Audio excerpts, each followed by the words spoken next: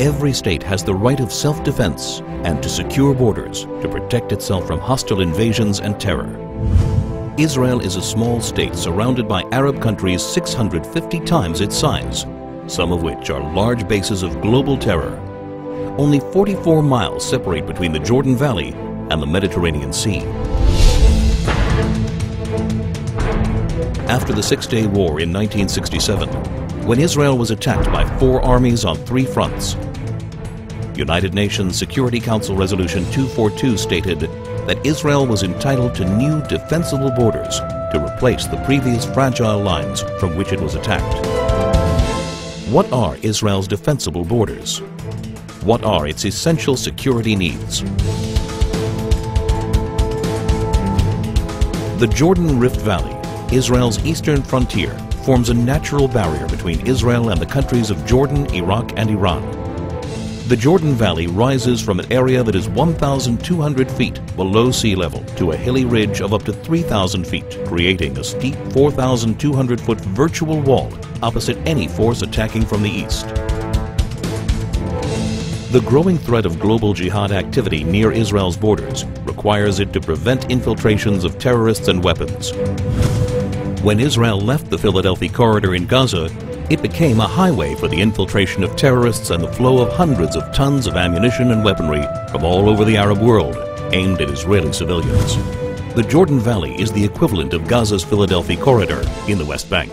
To defend itself, Israel must retain control over the Jordan Valley.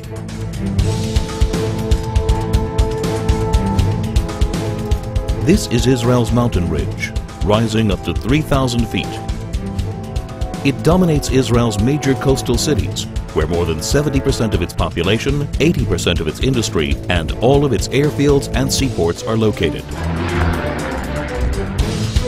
Missiles launched from the Judean hills pose an immediate threat to Jerusalem, Israel's capital. Israel's only international airport, Ben Gurion, would be in the range of even primitive rockets, while all planes taking off and landing would be threatened by shoulder-launched anti-aircraft missiles. More advanced weaponry would be able to hit virtually any point in Israel. If Israel were forced back to the 1949 armistice lines, the Green Line, the country's width would be reduced to a narrow 9-mile waistline that would be impossible to defend. That's why any future arrangement must include Israeli control over key areas of the mountain ridge and a demilitarized Palestinian state. Israel's narrow borders means a combat aircraft can cross the entire country in under 4 minutes. In less than 2 minutes, an enemy plane could penetrate the country's airspace via the Jordan Valley and reach Jerusalem.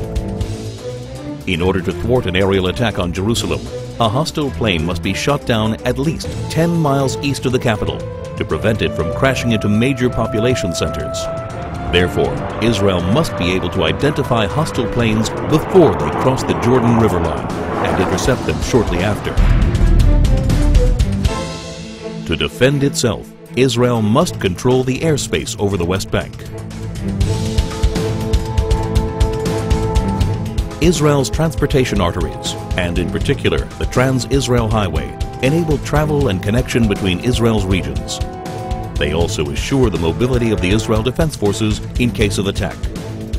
Protection of these vital arteries is essential in order to ensure that 1. Civilians aren't victims of terrorist gunfire. 2. Regions of the country cannot easily be cut off.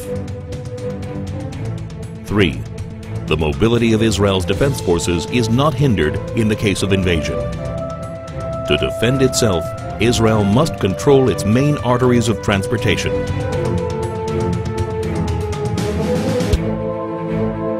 There is enormous uncertainty about future trends in the Middle East. Iran is determined to become the supreme power as the U.S. withdraws from Iraq. No one can guarantee the future of many of the current regimes in the region. Today, more than ever, it is crucial to ensure defensible borders for Israel.